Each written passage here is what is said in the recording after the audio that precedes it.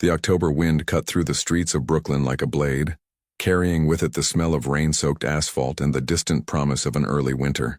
Emma Martinez pressed her hand against her lower back as she pushed through the glass door of Murphy's Diner, the familiar ache radiating through her spine, a constant companion during these final weeks of pregnancy. 8 months. She was 8 months pregnant, and every step felt like carrying the weight of the world. "Emma, table 7 needs refills and the couple at the counter wants their check," Lou called from behind the register, his gruff voice barely audible over the clatter of dishes and the low hum of conversations that filled the diner. "On it," Emma replied, forcing a smile that didn't quite reach her eyes. She grabbed the coffee pot with one hand while steadying herself against the counter with the other. Her feet throbbed in the worn sneakers that had seen better days. Much like everything else in her life lately, the fluorescent lights of Murphy's Diner hummed overhead, casting everything in that particular shade of artificial warmth that made the place feel stuck in time. Red vinyl booths lined the windows, their surfaces cracked and patched with duct tape. The black and white checkered floor had lost its shine years ago, dulled by countless footsteps and half-hearted mopping. But it was work. It was income. It was survival. Emma made her rounds, refilling coffee cups and delivering checks with the practiced efficiency of someone who had learned to conserve every ounce of energy. The baby kicked, a strong, insistent movement against her ribs that made her pause mid-step. "You okay, hun?" Mrs. Chen, a regular who came in every Thursday night, looked up from her soup with concern etched across her weathered face. "Fine, just active baby," Emma said, managing a more genuine smile this time. Mrs. Chen reminded her of her grandmother, back when she still had family who cared, back when her life looked completely different. "You should be home resting, not on your feet like this," Mrs. Chen chided gently, the way only someone who had raised 5 children of her own could. Emma wanted to say that home was a relative term. That home for the past 3 weeks had been a cardboard barrier and a thin blanket behind the dumpsters of this very diner. That the small apartment she'd rented in Queens, the one she'd barely been able to afford even when she was working 2 jobs, was now occupied by someone else after she'd been evicted for missing 2 months of rent. Instead, she just nodded. "Soon. I'll rest soon." The lie tasted bitter, but it was easier than the truth. Emma's life hadn't always been balanced on the edge of catastrophe. There was a before, a time that felt increasingly like a dream she'd had once and then forgotten upon waking. Before meant teaching English at a public school in Queens, living in a cramped but clean apartment, planning a future. Before meant Marcus, the boyfriend who had promised forever but delivered 6 months and a positive pregnancy test before disappearing like smoke. She'd tried calling, texting, even showed up at his new apartment once.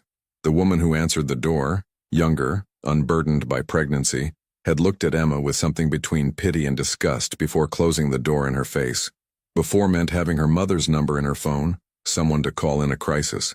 But that bridge had burned years ago, a casualty of choices and words that couldn't be taken back. Her father was long gone, and her brother, well, Jake had his own problems last she heard, somewhere in Nevada, maybe Arizona. She'd lost track. The school had let her go in July. Budget cuts, they'd said, but Emma knew the truth. Pregnant, single, increasingly exhausted. She'd become a liability. They'd found someone cheaper, someone without complications. She'd tried to make it work, picked up shifts at Murphy's Diner, sold what little she owned, skipped meals so she could save every dollar for the baby that was coming whether she was ready or not. But ready or not, the world didn't care. The eviction notice came in September. The shelters were full. She'd tried 4 different ones, spent hours on waiting lists, filling out forms. "We'll call you," they all said. None of them did. So she'd adapted, survived, found that the space behind Murphy's Diner, between the dumpster and the brick wall, offered some shelter from the wind. Lou, the owner, never came out the back after closing. The night shift cook, Raphael, took smoke breaks on the other side of the building. It wasn't much, but it was something. By 10:47 p.m., the dinner rush had long since faded. Only a handful of customers remained. A tired truck driver nursing his 3rd cup of coffee, 2 college students cramming for an exam, and old Mr. Peterson, who came in every night and sat in the same booth, making a single plate of meatloaf last for 2 hours because his apartment was too quiet and too empty. Emma understood that feeling more than she cared to admit. "You can clock out," Lou said, appearing beside her with the suddenness of someone who'd spent 40 years moving through this diner's tight spaces. He was a big man, mid-60s, with arms like tree trunks and a face that had seen every kind of human drama play out in these booths. "Raphael can handle the stragglers." "You sure?" Emma asked, even though her body was already screaming for rest. Every muscle ached. Her ankles had swollen to twice their normal size, and the baby seemed determined to use her bladder as a trampoline. "Yeah, you look dead on your feet, kid." Lou's voice was gruff, but there was kindness underneath. He'd never asked why she sometimes arrived for her shift in the same clothes she'd worn the day before, or why she occasionally slipped extra food into her apron pocket. Some things didn't need to be said out loud. "Thanks, Lou." Emma clocked out, pocketing the $73 in tips she'd earned. A good night, relatively speaking. In the employee bathroom, she splashed cold water on her face and stared at her reflection in the spotted mirror. Dark circles shadowed her eyes. Her brown hair, once shiny and carefully maintained, hung limp around her shoulders. She'd been pretty once, she thought, or at least, she'd felt pretty. Now she just looked tired, worn down, like a pencil used to the nub. The baby kicked again, and Emma placed both hands on her swollen belly. "I know," she whispered. "I'm doing my best." She gathered her things, which amounted to a backpack containing a change of clothes, a water bottle, the pregnancy vitamins the free clinic had given her, and a small stuffed elephant she'd found at a thrift store for $2. It was blue, soft, meant for a baby to hold. She'd bought it in a moment of optimism, imagining a nursery that would never exist. The back door of Murphy's Diner opened onto an alley that smelled of grease, garbage, and the peculiar metallic scent of the city after dark. Emma slipped out quietly, checking to make sure Raphael was still inside. The last thing she needed was questions, concern, the kind of attention that led to intervention and somehow always made things worse. The temperature had dropped significantly. Emma could see her breath forming small clouds in the air. She zipped her thin jacket, inadequate for late October, laughable for the approaching winter, and made her way to her spot. "Home sweet home," she muttered darkly, settling onto the flattened cardboard she'd arranged behind the larger dumpster. The brick wall at her back still held some warmth from the day's sun, though that was fading fast. She wrapped the blanket around herself, a threadbare thing she'd found abandoned in a laundromat. Above, the sky was obscured by the buildings, but she could see a sliver of it between the roof lines. Dark, starless, the perpetual orange-gray of city night.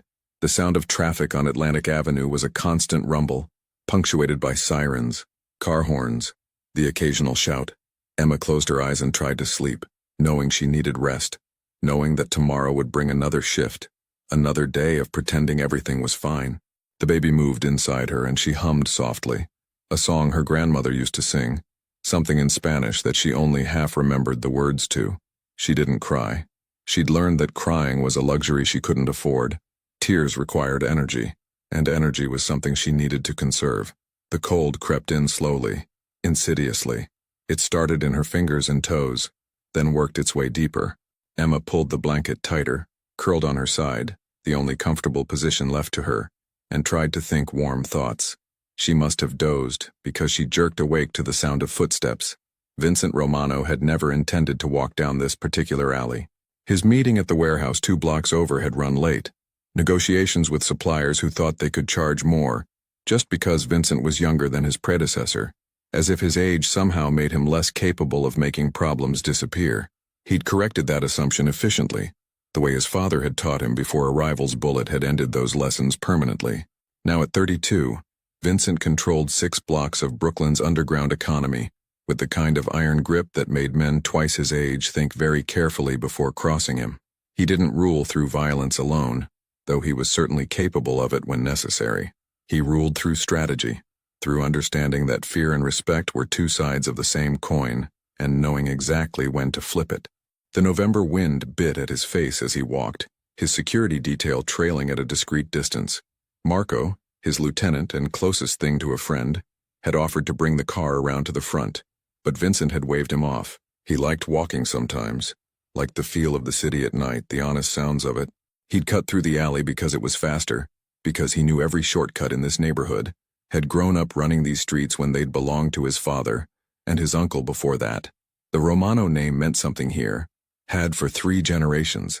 He was halfway through when he heard it, A sound so soft he almost missed it beneath the ambient noise of the city. A quiet, pained whimper, followed by what might have been singing, or might have been crying, or might have been both. Vincent's hand moved automatically to the weapon concealed beneath his coat. In his world, unexpected sounds in dark alleys usually meant trouble. He gestured sharply, and Marco and two others materialized from the shadows, hands on their own weapons. "Wait here," Vincent murmured, moving toward the sound with the careful, quiet steps of a predator who'd learned young that the difference between life and death was often nothing more than a footstep heard or unheard. Behind the dumpster, in a space barely wider than a coffin, he found her. A woman, young, pregnant, clearly in the final stages of it, curled on her side on flattened cardboard, wrapped in a blanket that looked like it had been salvaged from a dumpster. Her eyes were closed, her face pale in the dim light bleeding from a distant street lamp. She was shivering, small tremors that shook her whole frame, but she seemed to be asleep, or trying to be. Vincent stood there staring, his mind working through the implications, the situation, trying to understand what he was seeing. She was homeless, obviously homeless, pregnant and homeless, and sleeping behind a dumpster in 40-degree weather. He should walk away. Every practical bone in his body told him to walk away. This wasn't his problem. This was the kind of complication that smart men avoided, but something held him there, rooted to the grimy alley floor. Something about the way she was curled protectively around her swollen belly, one hand resting on it even in sleep, as if she could shield the baby from the cold, from the world, from everything that had gone wrong. Vincent thought of Isabella. He hadn't thought about his sister in months, had taught himself not to, because that way lay only pain and rage and a guilt that no amount of revenge could ever erase. But looking at this woman, he couldn't help it. Isabella had been 19, pregnant, terrified. The boyfriend had vanished the moment she'd told him. Their father had been dead for 6 months, killed in a territorial dispute. Their mother had fallen apart after, couldn't cope, couldn't function. Vincent had been trying to hold the organization together to step into his father's shoes at 25, surrounded by men who wanted to test him, to take what was his. He'd told Isabella he'd take care of her, that everything would be fine. She'd died in childbirth. The baby, a girl, Vincent's niece named Elena, had lived for 3 days before following her mother into whatever came after. Vincent had buried them both on a Tuesday, and then he'd gone and killed the boyfriend with his bare hands. That was 7 years ago. 7 years. And he'd learned to wall that grief off, to never let it touch the person he'd become. You couldn't show weakness in his world, couldn't afford softness. But standing here, looking at this woman who was someone's daughter, someone's sister maybe, someone who mattered even if the world had decided she didn't, Vincent felt something crack in that carefully constructed wall. He removed his coat. It was a nice coat, expensive, black wool, Italian, the kind of thing that cost more than most people made in a month. It was warm, warmer than anything this woman had. Vincent crouched beside her, moving carefully, quietly, and draped the coat over her like a blanket. She stirred at the touch, her eyes flying open with the startled fear of someone who'd learned that the world was not a safe place. For a moment, they stared at each other, her eyes wide, brown, terrified, his dark, guarded, unreadable. Emma's heart hammered against her ribs as she scrambled backward or tried to, hampered by her belly, by the wall at her back, by exhaustion and fear. The man crouching beside her was backlit by the distant street lamp, his face half in shadow, but she could see enough. Expensive suit, dark hair, the kind of presence that made the air feel heavier. And he'd just covered her with his coat. "Easy," he said, his voice low, calm, like he was trying not to spook a wounded animal. "Easy. I'm not going to hurt you." Emma's breath came in short, sharp gasps. Every instinct screamed at her to run. But where would she go? She was 8 months pregnant, exhausted, and this man, whoever he was, had already proven he was faster, stronger, could have done anything to her while she slept, but he'd given her his coat. "Who are you?" she managed, her voice hoarse from disuse and cold. "What do you want?" Vincent raised both hands slowly, palms out, a gesture of peace, though he knew from experience that peace was often just a temporary absence of violence. "I'm nobody," he said, which was a lie in every technical sense but felt true in this moment. "I was walking through. I heard you. I saw you. You're freezing.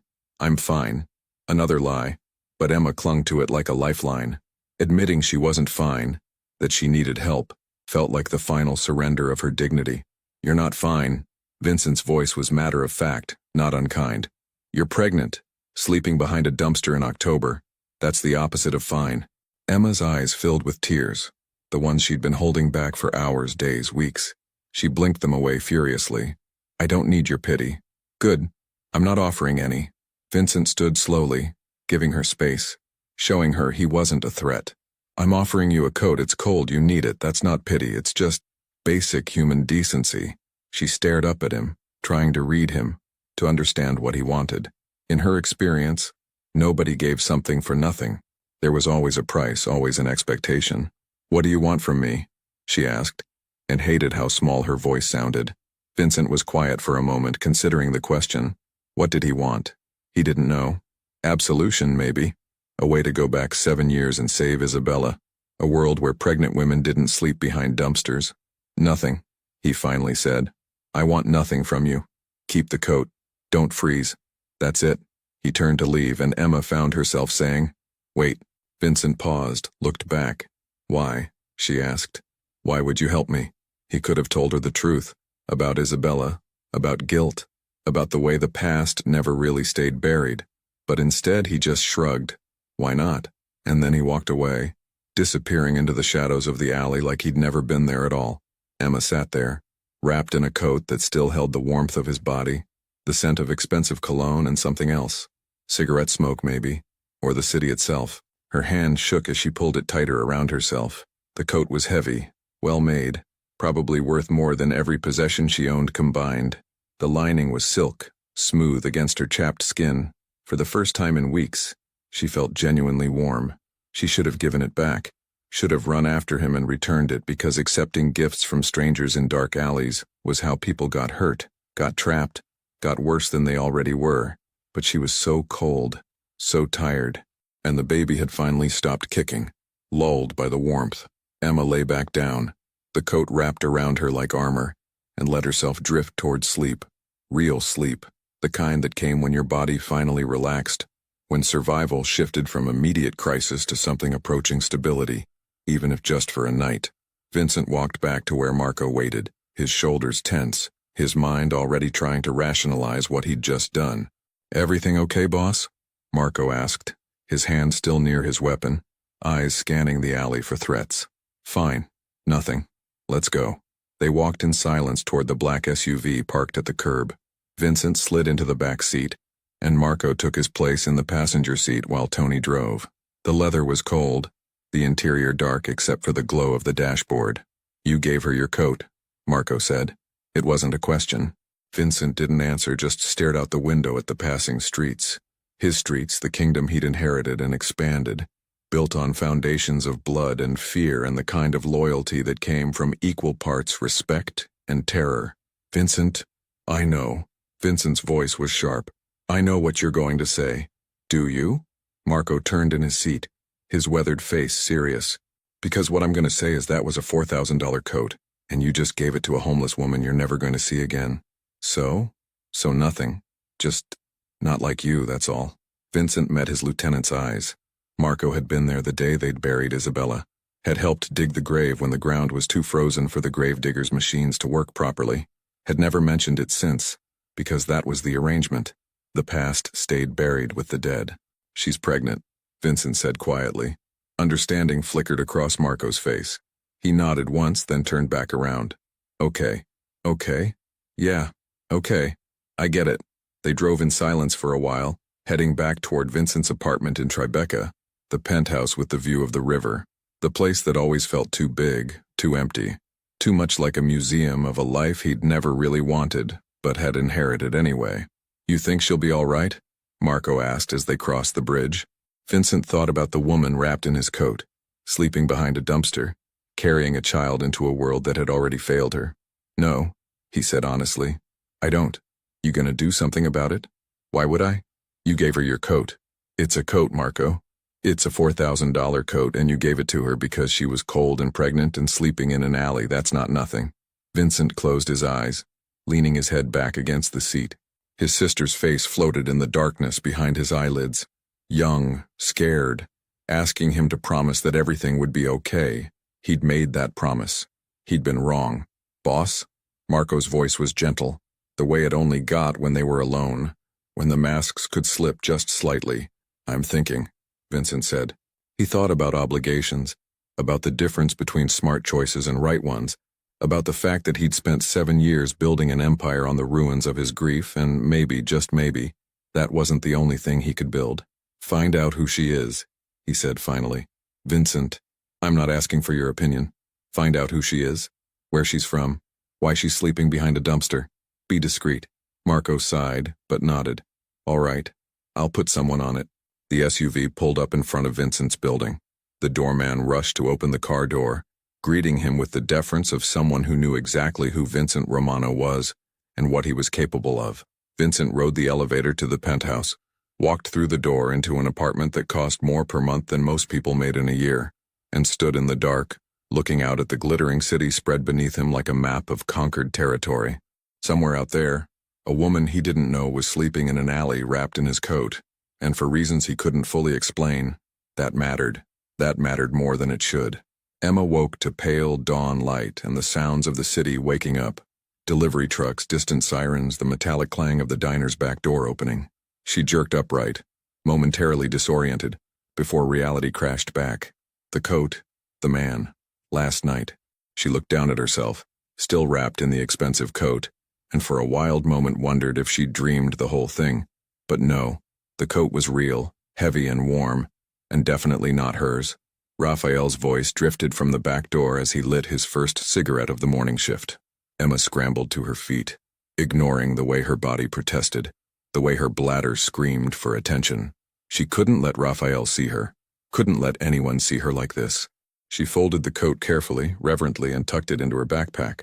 She'd return it somehow, find the man, give it back, make it clear she didn't need charity, even though she did. Even though that coat had been the difference between sleeping and suffering through a night of shivering so violent it might have hurt the baby. Emma slipped out of the alley, walking quickly toward the public library that opened at 9. The bathroom there was cleaner than most, and she could wash up, change clothes, look presentable enough for her afternoon shift. Her phone, a cheap prepaid thing that barely held a charge, showed 7:23 a.m., hours to kill before work. She bought a $1 coffee from a bodega, made it last, sat in the library and pretended to read while her mind circled endlessly around the same questions. Who was he? Why did he help her? What did he want? And the most dangerous question of all, would he come back? Emma returned to Murphy's Diner at 2 p.m. for the evening shift. Lou gave her a curious look. Maybe he'd noticed the expensive coat tucked in her backpack, or maybe he just saw the confusion written all over her face. "You good, kid?" "Yeah, fine, just tired." "You're always tired," Lou said, but not unkindly. "Go on. Tables need clearing." Emma dove into work, grateful for the distraction, for the familiar rhythm of taking orders and delivering food and smiling at customers who saw her as little more than a functionally invisible service provider. But part of her kept watching the door. Part of her kept expecting to see a man in an expensive suit walk through it, demanding his coat back, demanding something. He never came. By the time her shift ended at 10 p.m., Emma had almost convinced herself that it had been a one-time thing, a random act of kindness that she'd never fully understand, but should just accept and move on from. She clocked out, gathered her things, and headed toward the back door, and stopped. Because there, in the alley, leaning against the wall near her spot behind the dumpster, was the man from last night. He looked different in better light. Younger than she'd thought, maybe early 30s, with dark hair and darker eyes and a face that would have been handsome if it wasn't so guarded. He wore a different coat tonight, and his hands were in his pockets, his posture casual but somehow coiled, like a spring ready to release. "Hi," he said, as if this were the most normal thing in the world. Emma's heart pounded. "What are you doing here? Making sure you didn't freeze to death." "I'm fine." "So you said." His eyes dropped to her belly, then back to her face. "How far along?" 8 months. She didn't know why she answered. "Why do you care?" Vincent considered the question. Why did he care? He still wasn't entirely sure, but standing here, seeing her in better light, young, exhausted, barely holding it together, he knew he couldn't just walk away. "I brought food," he said, holding up a bag from a restaurant that Emma recognized as way beyond her budget. Real food. Not diner leftovers. I don't want your charity. It's not charity, it's dinner. You eat dinner, right? Emma wanted to refuse, wanted to hold on to her pride, but the smell coming from that bag made her stomach clench with hunger so intense it was almost painful. When was the last time she'd had a real meal? Something that wasn't stale bread or half-eaten customer leftovers. Why are you doing this? She asked, and hated the way her voice broke. Vincent looked at her for a long moment, and Emma saw something in his eyes. Grief, maybe, or guilt, or some complicated mixture of both. Because someone should, he said simply. And for the first time in months, Emma felt something shift inside her chest. Not hope, exactly. Hope was too big, too fragile. But maybe the possibility of hope. Okay, she whispered. Okay, okay. I'll eat your food, but I'm returning the coat. Vincent smiled, barely, just a slight curve at the corner of his mouth. Keep the coat. You need it more than I do. He set the bag down on a relatively clean patch of concrete, nodded once, and walked away. Emma stood there staring at the bag, at the place where he'd been standing, trying to understand what was happening, what this meant, where this was going.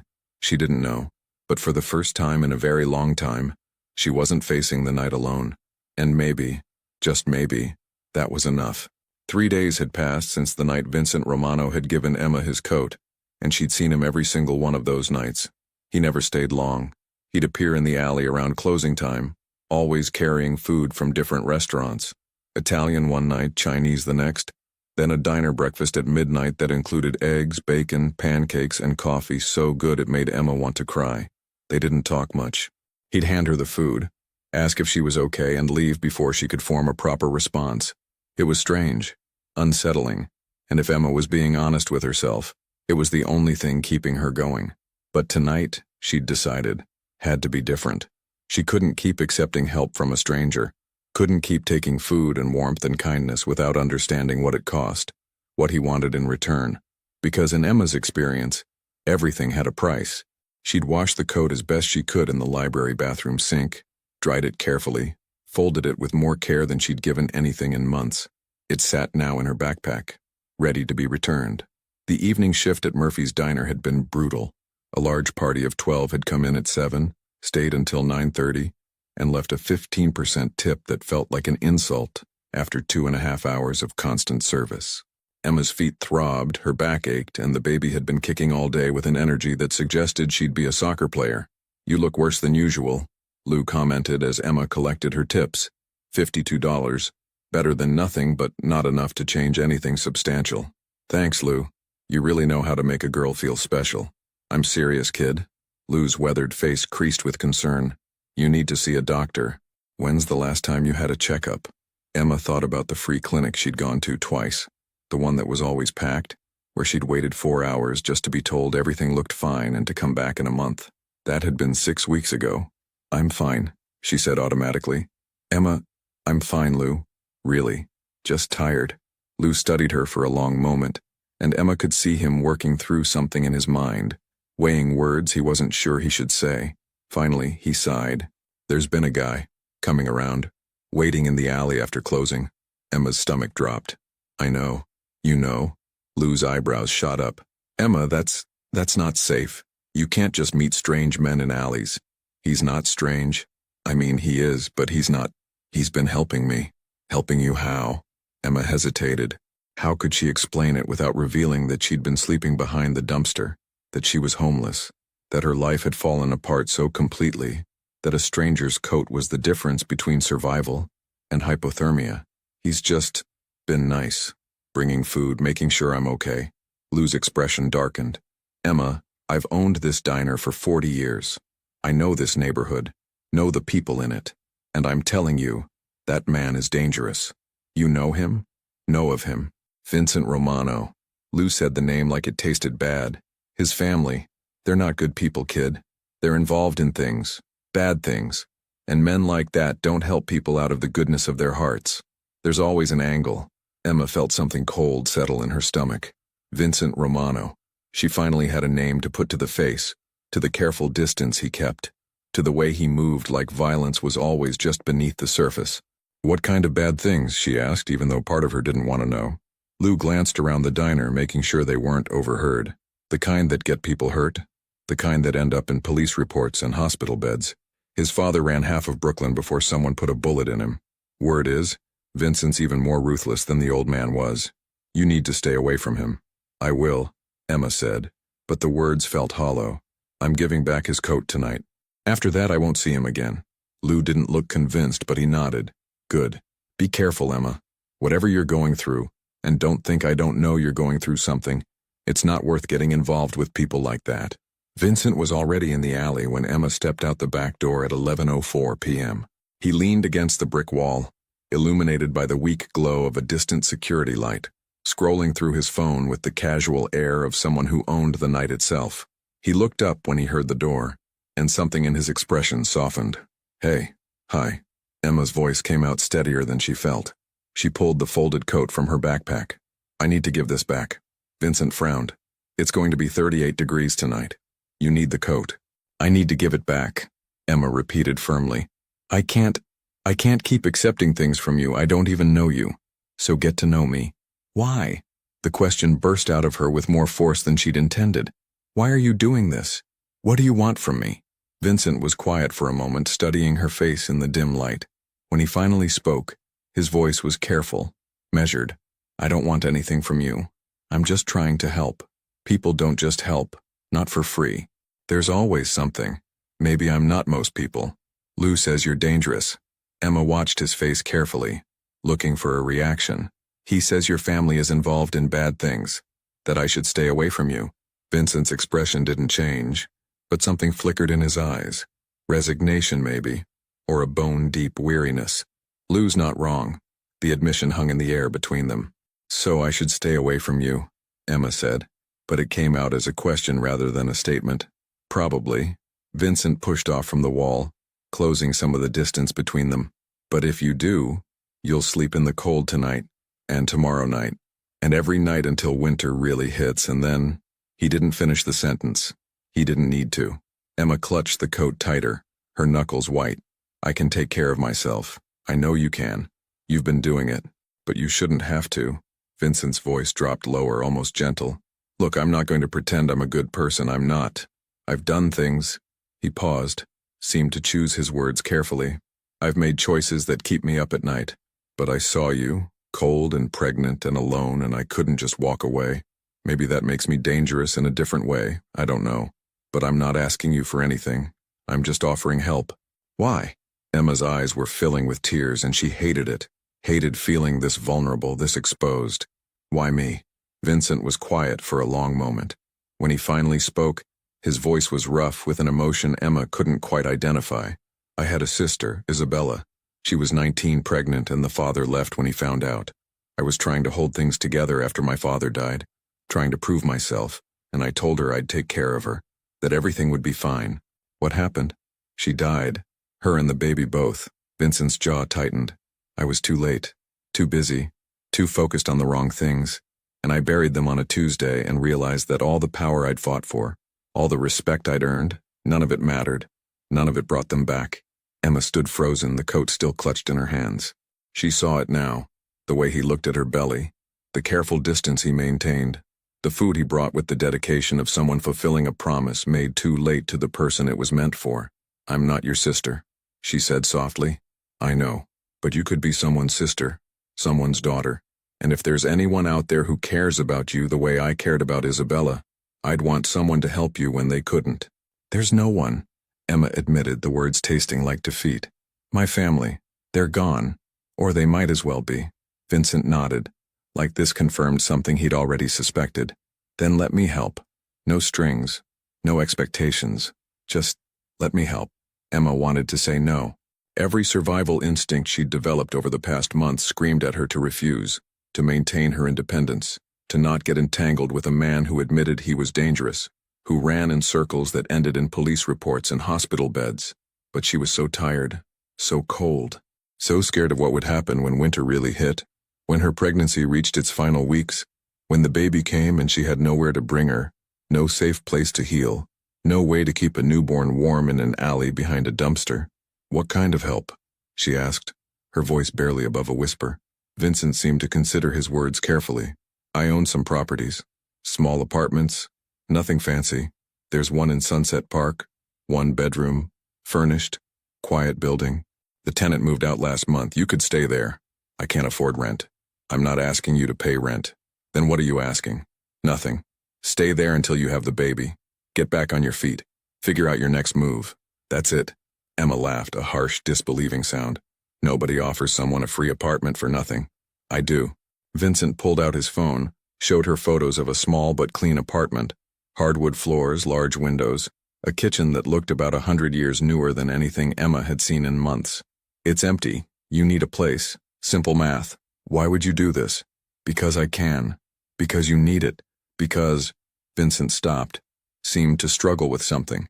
Because 7 years ago, I couldn't save my sister, but I can help you. So let me. Emma stared at the photos, at the clean walls and actual furniture and windows with curtains. She thought about sleeping in a real bed, taking a hot shower, having a door that locked between her and the world. She thought about the baby, about bringing her into a place that was warm and safe instead of cold and terrifying. There has to be a catch, she said, but her voice lacked conviction. The catch is that my world is complicated, dangerous sometimes. By accepting help from me, you're putting yourself in proximity to that. But the apartment is in a quiet building, in my name, but not obviously connected to me. You'd be safe there. You can't promise that. No, Vincent admitted. I can't, but I can promise I'll do everything in my power to make sure you are. Emma closed her eyes, feeling the weight of the decision pressing down on her. Accept help from a dangerous man, or continue surviving in an alley until she couldn't anymore. Those were her options. That was what her life had become. I don't even know you, she said again, weaker this time. Then get to know me. Ask me anything. Okay. Emma opened her eyes, met his gaze directly. Are you a criminal? Vincent didn't flinch. By legal definition? Yes. Have you hurt people? Yes. Killed people? A pause, longer this time. Yes. Emma should have run. Should have grabbed her backpack and run as far and fast as her pregnant body could carry her. Instead, she asked, why are you telling me the truth? Because you asked, and because if you're going to accept help from me, you should know who I am, what I am. What are you? Vincent smiled, but there was no humor in it. Complicated. Despite everything, the fear, the uncertainty, the warning bells ringing in her head, Emma found herself almost smiling back. That's one word for it. Look, Vincent said, his voice serious again. I'm not asking you to trust me. I'm not asking you to like me or approve of what I do. I'm just asking you to let me give you a safe place to sleep and have your baby. After that, if you never want to see me again, fine. But right now, tonight, you need help, and I'm offering it. Emma looked down at her belly, at the curve of life growing inside her, at the daughter who would be born into whatever choices Emma made tonight. She thought about the alley, the cold, the terrifying uncertainty of facing childbirth with nothing and no one. If I say yes, she started slowly.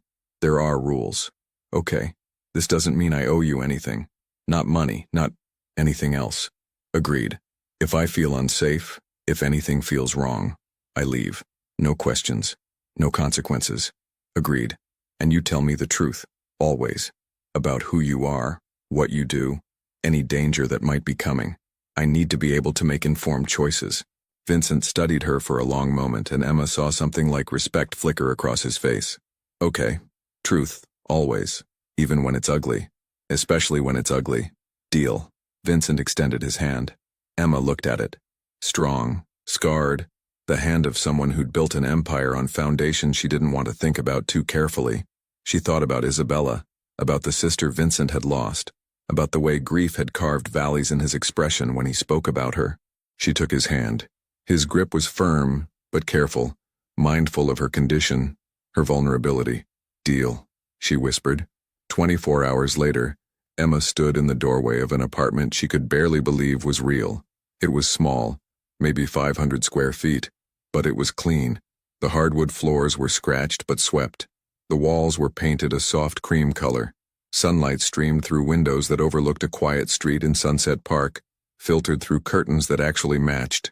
There was a couch that looked relatively new, a small dining table with 2 chairs, a bed with clean sheets already on it. The kitchen was tiny but functional, a stove that worked, a refrigerator that hummed quietly, cabinets that closed properly. The bathroom had a shower with actual water pressure and a mirror that wasn't cracked. Emma had stood in that bathroom for 5 full minutes just staring at herself in the complete mirror, barely recognizing the exhausted woman who stared back. Is it okay? Vincent stood in the doorway watching her carefully. He'd brought her here himself, driving a nondescript sedan instead of the black SUV she'd seen him arrive in once. Marco had followed in another car, carrying boxes of supplies Vincent had apparently bought. Groceries, toiletries, towels, basic necessities. Emma's voice cracked. It's more than okay. Good. Vincent gestured to the kitchen where Marco was putting away the groceries with the efficiency of someone who'd done this kind of thing before.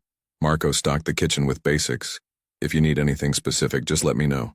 Emma watched Marco, a man in his late 40s with gray-streaked hair and the kind of weathered face that suggested he'd seen things nobody should see. He moved with the same controlled grace as Vincent, the same awareness of his surroundings. Thank you, she called out, unsure of the etiquette for thanking a mob enforcer for buying you groceries. Marco looked up, nodded once. No problem, miss. We got you the prenatal vitamins too, and some of that tea that's supposed to be good for pregnancy. My sister swore by it with her 3. The casual domesticity of the moment felt surreal. Here she was, accepting help from people who probably did terrible things in the dark, and they were discussing pregnancy tea. I don't know how to thank you, Emma said, turning back to Vincent. You don't need to, just... He paused, seemed to choose his words carefully. Just take care of yourself. And the baby. That's enough. I'll pay you back, somehow. When I can work again after the baby comes, Emma. Vincent's voice was firm but not unkind. I don't want you to pay me back. This isn't a loan, it's just help. Why don't I believe that people just help for no reason? Because people usually don't, Vincent admitted. But sometimes they do. Sometimes they need to, even if they can't fully explain why. Marco finished in the kitchen and approached them. All set, boss. I'm gonna head out unless you need anything else. We're good, thanks, Marco. Marco nodded to Emma. You need anything? You got Vincent's number. He'll make sure you get it. Take care of yourself and that baby. Then he was gone, leaving Emma alone with Vincent in an apartment that felt both like salvation and like a trap she couldn't quite see the edges of yet. I should let you get settled, Vincent said, moving toward the door. My number's on the counter. Call if you need anything. And I mean anything, middle of the night, emergency, just want to talk, whatever. Vincent? Emma called as he reached the door. He turned back. Yeah? Lou warned me about you. Said you're dangerous. That people around you get hurt. Vincent's expression didn't change. Lou's right. So why am I here? Why did you help me if being around you is dangerous? Because the alternative, you sleeping in an alley in November, was more dangerous. At least this way I can try to keep you safe. From what? From my world, mostly. The people in it. Vincent leaned against the door frame, his face serious. There are men who would use you to get to me if they knew you mattered. That's why the apartment's not obviously connected to me. Why Marco was careful about the supplies. As far as anyone needs to know, you're just a tenant in a building I own. Nothing special. But I'm not, Emma said slowly, understanding dawning. I'm not just a tenant. No, Vincent met her eyes. You're someone I'm trying to keep alive, which in my world makes you important, which makes you a target if the wrong people find out. So we're careful. Emma's hand moved instinctively to her belly. Maybe this was a mistake. Maybe you should stay here, where it's warm and safe. The danger from me is theoretical. The danger from the cold and the streets is immediate. We'll manage the rest. How? Carefully. By being smart. By you living your life normally and me being discreet. You're asking me to trust you. I'm asking you to trust that I have more reason to keep you safe than to let anything happen to you. Vincent straightened his hand on the doorknob. Get some rest, Emma. Real rest in a real bed. You look like you haven't slept properly in months. I haven't. Then start tonight. Lock the door behind me. There's food in the kitchen, hot water in the shower, and nobody's going to bother you here. Just rest. He was gone before Emma could respond, the door clicking shut behind him with a finality that felt both terrifying and liberating. Emma stood alone in the apartment, her apartment at least for now, and slowly turned in a circle, taking it all in. The quiet, the warmth, the safety of 4 walls and a door that locked. She walked to the bedroom, sat on the edge of the bed, and felt the mattress give beneath her weight. Real springs, real support, not cardboard and concrete. The baby kicked and Emma put both hands on her belly. We're going to be okay, she whispered, wanting to believe it. We're safe here, at least for now. She lay back, just meaning to rest for a moment, and fell asleep in seconds. The deep, exhausted sleep of someone whose body had been waiting months for permission to truly rest. Emma woke up 12 hours later, disoriented and panicked before she remembered where she was. Sunlight streamed through the windows. Real sunlight, not the dim gray of alley shadows. She was warm. The bed was soft. She was safe. She spent the first few days in a kind of daze, unable to fully process the change in her circumstances. She showered 3 times the first day, just because she could, just to feel clean water and actual water pressure. She cooked real food in the kitchen. Nothing fancy, just eggs and toast, but it felt like luxury after months of cold leftovers and donated meals. Vincent didn't come by, but he texted, brief messages checking in, making sure she had what she needed, reminding her that his number was always available. Vincent, you okay? Emma, yes, thank you. Vincent, need anything? Emma, no, I'm good. It felt strange, this new dynamic. He'd given her everything she needed and then stepped back, giving her space, letting her adjust. It should have been a relief, but instead, Emma found herself missing him. Not exactly, but aware of his absence. On the 4th day, she ventured out to the grocery store 3 blocks away. Her tips from Murphy's diner. She'd given her notice to Lou, explaining she'd found a place to stay, gave her enough for basic supplies. The neighborhood was quiet, mostly residential, with corner stores and small restaurants and the kind of lived-in feel that spoke of families and stability. Emma felt conspicuous, like everyone could see that she didn't belong here, that she was living in an apartment she hadn't earned, courtesy of a dangerous man she barely knew. But nobody stared. Nobody seemed to care. She was just another pregnant woman buying groceries, anonymous and unremarkable.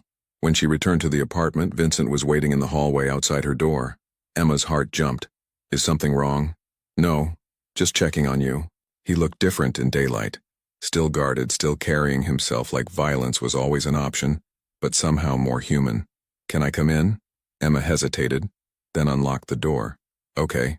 Vincent followed her inside, his eyes scanning the apartment with the practiced awareness of someone who always assessed spaces for threats and exits.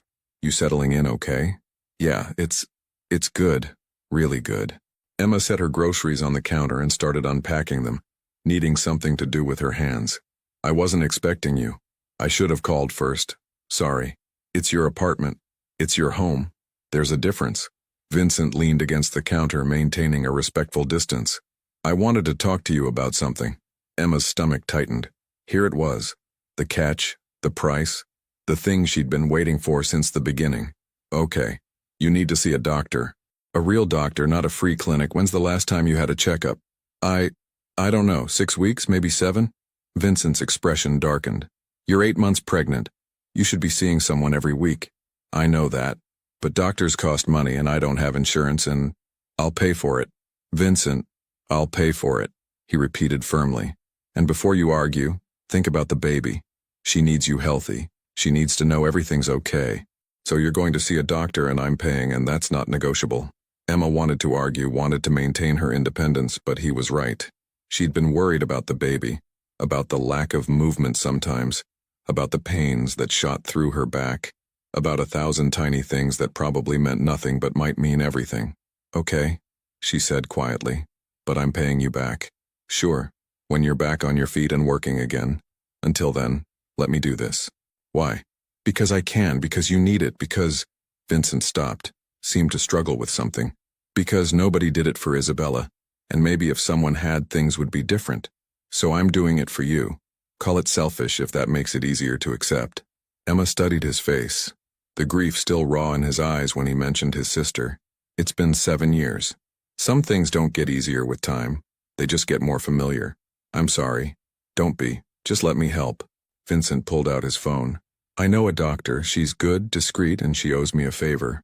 I'll set up an appointment for this week. A favor? What kind of favor? Vincent smiled slightly. The kind where I didn't let certain information about her ex-husband reach certain people. Don't worry. She's legitimate, well-respected. You'll be in good hands. That night, lying in the comfortable bed in the warm apartment, Emma stared at the ceiling and tried to understand what was happening to her life. A month ago, she'd been sleeping behind a dumpster, convinced she'd hit rock bottom. Now she had an apartment, food, safety, and a complicated connection to a man who admitted he was a criminal, but treated her with more care than anyone had in years. It should have felt wrong.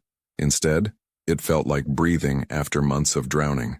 And that, Emma thought, might be the most dangerous thing of all. Emma had never realized how much pregnancy exhausted a person until she finally had a place to rest properly. In the 3 weeks since moving into the Sunset Park apartment, she'd slept more than she had in the previous 3 months combined. Her body was slowly recovering. The dark circles under her eyes had faded slightly, and her swollen ankles had returned to something approaching normal size. Vincent visited 3 times a week, always texting first, always bringing something. Baby clothes from Target, a crib he'd assembled himself one afternoon while Emma watched in bemused silence, prenatal vitamins, books about newborn care that he'd apparently researched online. "You know you don't have to do all this," Emma said one evening, watching him organize tiny onesies by size in the dresser he'd also provided. "I know." Vincent held up 2 onesies, one yellow with ducks, one green with elephants. "Which one do you like better?" "Vincent, seriously, you've done so much already." He set down the onesies and turned to face her, his expression serious. "Emma, in 3 weeks you're going to have a baby. An actual human baby who needs things. Let me help make sure you have those things." "But why? I still don't understand why you're doing this." Vincent was quiet for a moment, leaning against the dresser. "You want the truth?" "Always. Because I can. Because I have money I didn't earn honestly sitting around doing nothing. And you need help. And maybe," he paused, choosing his words carefully, "maybe helping you makes me feel a little less like the person my choices have turned me into." Emma studied his face, the sharp angles, the guarded eyes, the tension he carried in his shoulders like armor. In 3 weeks, she'd learned things about him, that he drank his coffee black, that he had a scar above his left eyebrow from a fight when he was 16, that he read actual books, not just his phone, and sometimes quoted things from memory when he thought she wasn't paying attention. She'd also learned that when his phone buzzed with certain calls, his entire demeanor changed. His voice would drop, become harder, colder. He'd step into the hallway, and she'd hear fragments, names, locations, problems that needed solving, reminders that the man organizing baby clothes was the same man who'd admitted to hurting people, to worse things he wouldn't specify. "You're not a bad person, Vincent," Emma said softly. "Yes, I am.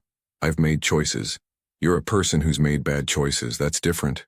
Vincent smiled, but there was sadness in it. "Is it? I think so.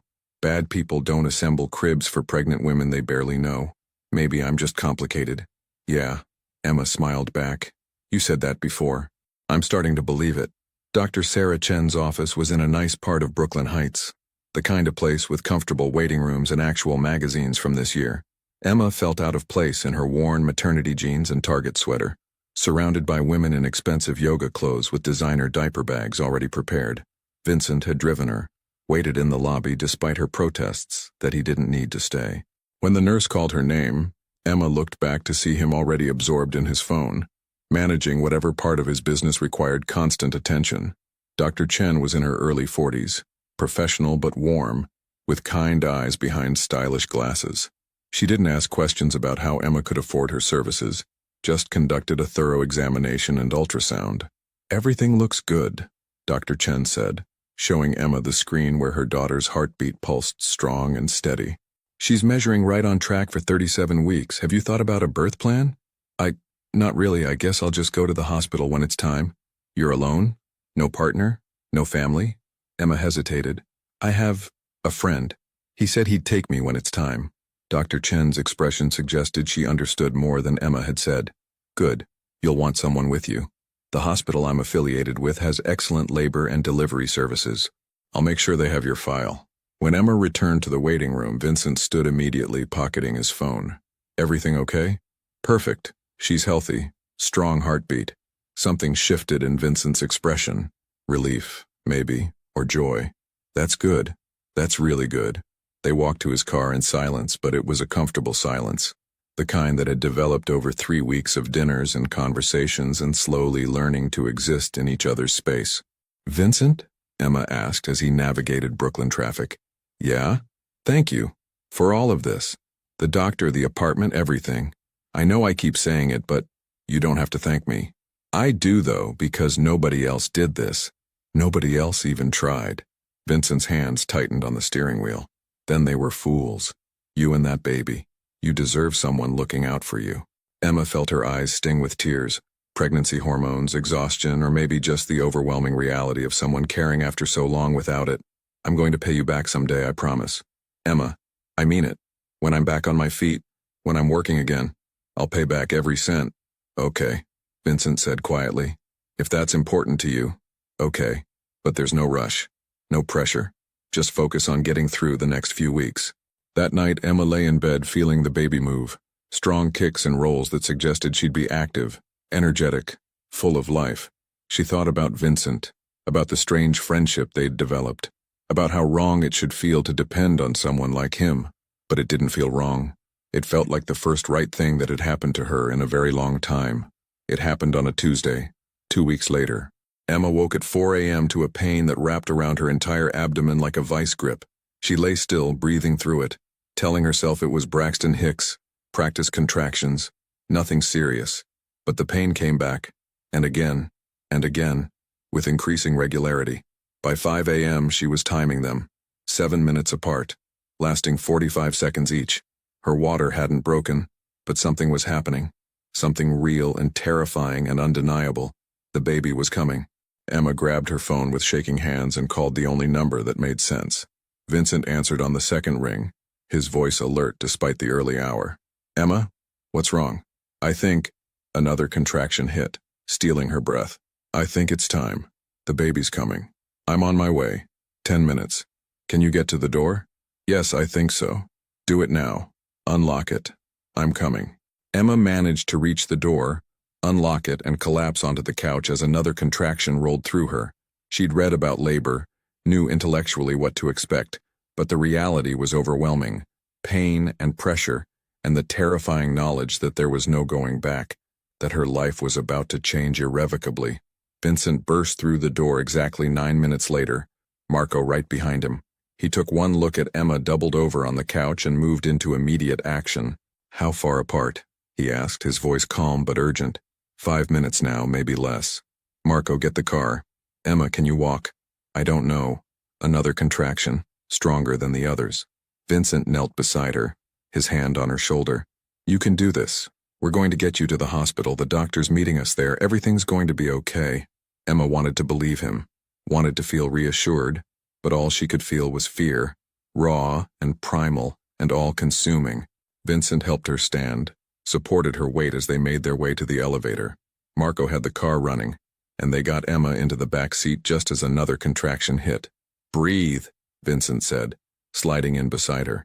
In through your nose, out through your mouth, like this. He demonstrated, and Emma tried to follow, focusing on his steady presence beside her as Marco drove through Brooklyn's pre-dawn streets with careful urgency. They made it to the hospital in 15 minutes. Dr. Chen was waiting at the entrance with a wheelchair and 2 nurses. You're doing great, Emma, Dr. Chen said, taking charge immediately.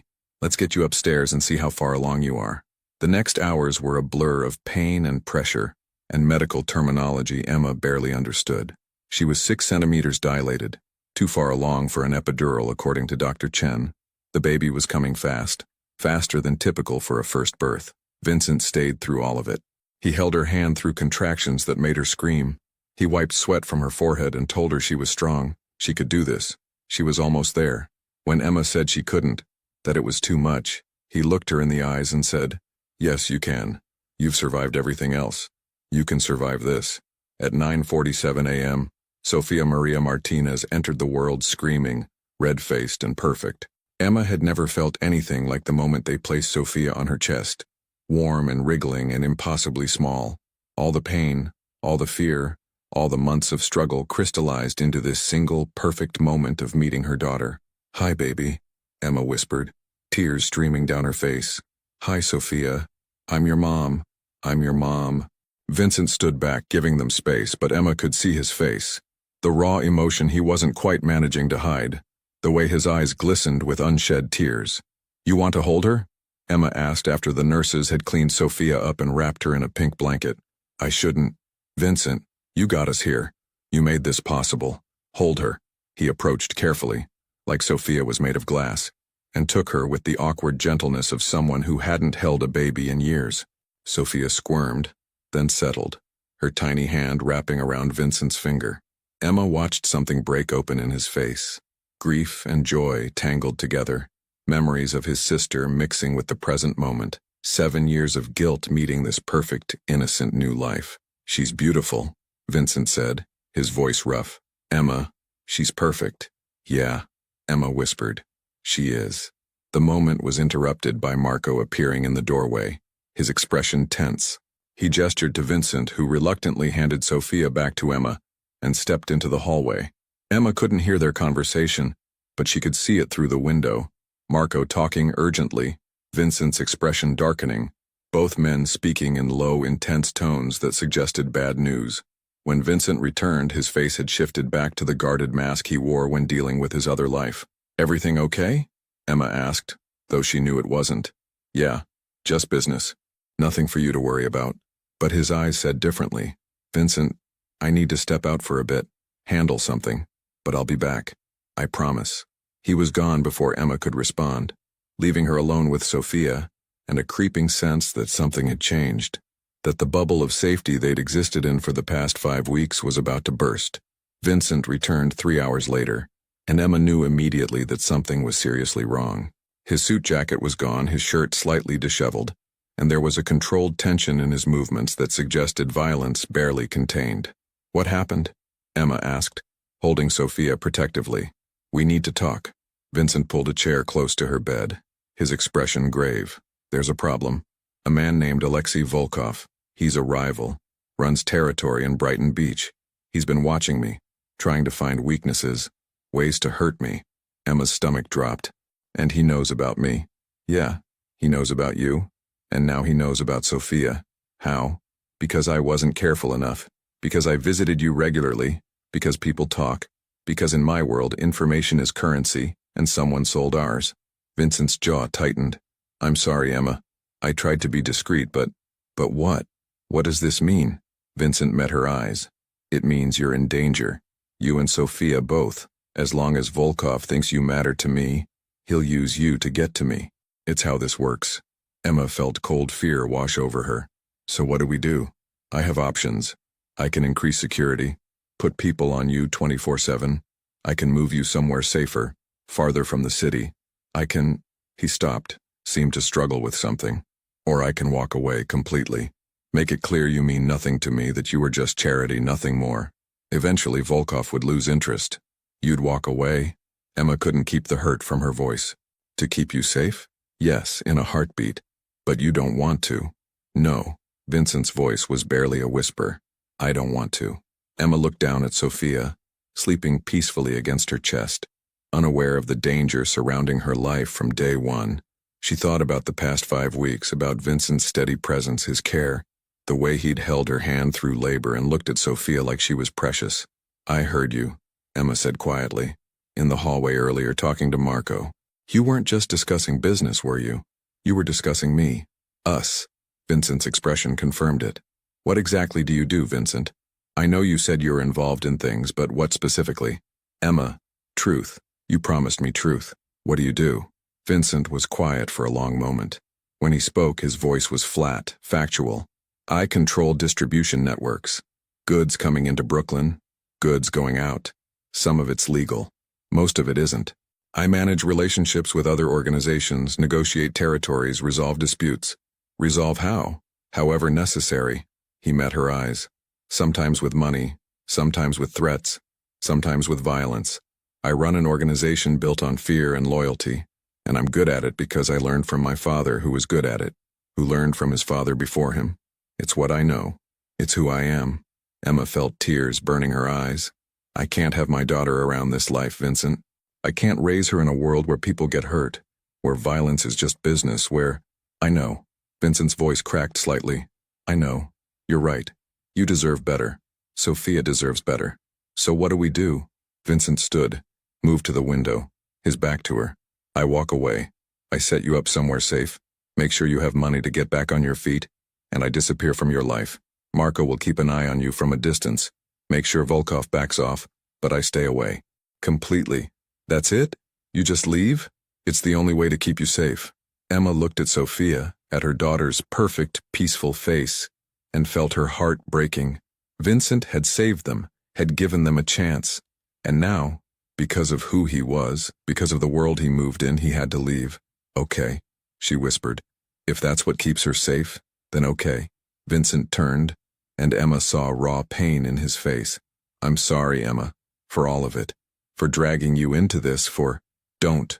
You didn't drag me anywhere. You saved us. I'll never forget that. Take care of her. Vincent's voice was rough. Take care of both of you. We will. He left without looking back, and Emma held Sophia close, crying quietly into her daughter's soft hair, mourning something that had never quite been but might have become something beautiful if the world had been different, if they had been different people, if life was fair.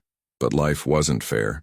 Emma had learned that lesson long ago, and now, holding her daughter, she learned it again, that sometimes the people who save you can't stay, that sometimes love means letting go, that sometimes the best thing someone can do is walk away, even when it breaks both of you to do it.